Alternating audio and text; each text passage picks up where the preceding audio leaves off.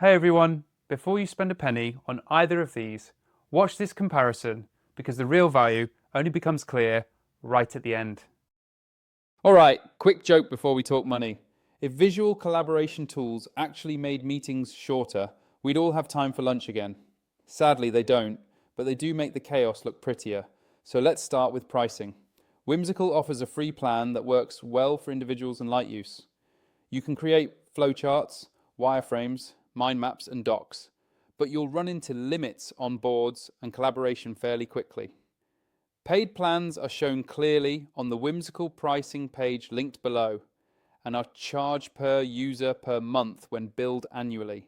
As you move to paid tiers, Whimsical unlocks unlimited boards, real-time collaboration, version history, advanced permissions, and team-level controls. The pricing is positioned toward designers, product teams, and startups that want clean visuals without the complexity or cost of heavier whiteboard platforms, making it easier to justify for smaller teams that don't need enterprise features. For comparison, Miro's pricing, shown on the official Miro pricing page linked below, follows a more enterprise-style structure. Miro offers a free plan with limited boards and features, then scales up through paid plans that unlock advanced collaboration, security, integrations, and enterprise-grade controls. This makes Whimsical generally more affordable and simpler, while Miro aims at larger teams and more complex collaboration needs where scale and control matter more than simplicity. Now let's talk about what Whimsical actually does. Whimsical is a visual workspace designed for fast thinking and clean communication. It focuses on flowcharts, wireframes, mind maps, and lightweight documentation, all built with speed and simplicity in mind. Creating diagrams in Whimsical feels almost instant. Drag, drop, connect, and organize ideas without fighting the interface or spending time formatting. This makes it especially popular for brainstorming, product planning, UX design, and explaining complex ideas in a visually simple way. One of Whimsical's biggest strengths is how polished everything looks by default. You don't need to be a designer to create professional looking diagrams. The layouts are clean, spacing is consistent, and color usage is subtle, which makes outputs easy to share with stakeholders, clients, or leadership without extra cleanup.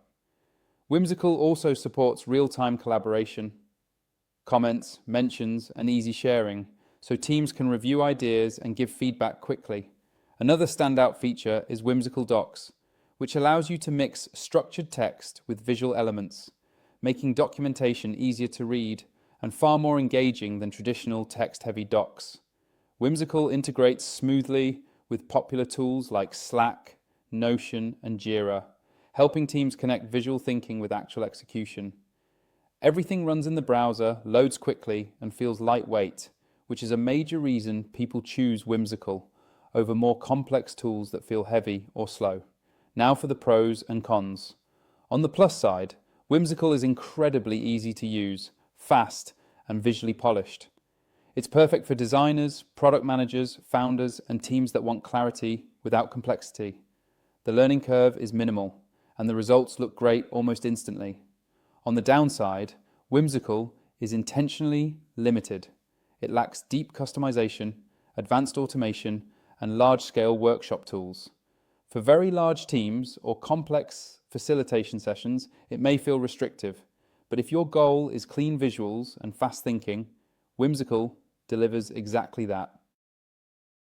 Now let's move on to Miro, which takes a much bigger, more flexible approach to visual collaboration. Miro is a full-scale online whiteboard platform designed for brainstorming, workshops, strategy sessions, and large team collaboration. Where Whimsical focuses on speed and simplicity, Miro focuses on scale and versatility. Miro offers an infinite canvas where teams can brainstorm freely, map out complex processes, design user journeys, and run collaborative sessions in real time, even with dozens of participants working at once across different locations and time zones. Miro supports a wide range of features, including sticky notes, diagrams, flowcharts, wireframes, mind maps, tables, shapes, freehand drawing, and embedded content such as documents, videos, spreadsheets, and live links. It's commonly used for design sprints, agile ceremonies, retrospectives, onboarding sessions, training workshops, and cross-functional planning. One of Miro's biggest strengths is its facilitation and collaboration toolkit. You can run timers, voting sessions, breakout activities, private mode brainstorming, and guided workshops directly inside the board, which helps keep large groups focused, engaged, and aligned during live collaboration. Miro also has a massive template library covering everything from product roadmaps and UX research to business strategy, customer journey mapping, service design, and team alignment exercises. These templates help teams move faster without starting from a blank canvas every time. Integrations are another major strength. Miro connects with tools like Jira, Confluence, Slack, Microsoft Teams, Zoom, and Google Workspace, allowing teams to tie visual collaboration directly into their existing workflows and documentation systems. Pricing-wise, Miro's paid plans unlock advanced collaboration features, unlimited boards, enhanced security, admin controls, single sign-on, and compliance options, making it suitable for agencies, enterprises, and distributed teams with complex needs. Now let's talk pros and cons. On the positive side, Miro is extremely powerful and flexible. It's one of the best tools available for large-scale collaboration, remote workshops, and complex brainstorming. The infinite canvas, facilitation features, templates, and integrations are hard to beat. On the downside, Miro can feel overwhelming, especially for new users.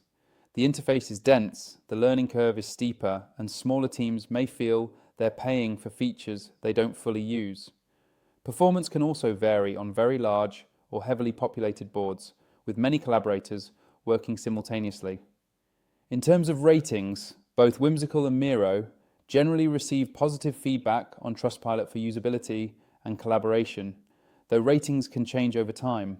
Some platforms may have limited or inconsistent Trustpilot data, so treat ratings as general guidance rather than a definitive measure of quality. Final takeaway: choose Whimsical if you want fast, clean visuals and simple collaboration without friction. Choose Miro if you need powerful whiteboarding, structured workshops, and large team collaboration at scale. If this comparison helped, like and subscribe to the channel for more software breakdowns. And click the link below to access the software and explore which one fits your workflow best.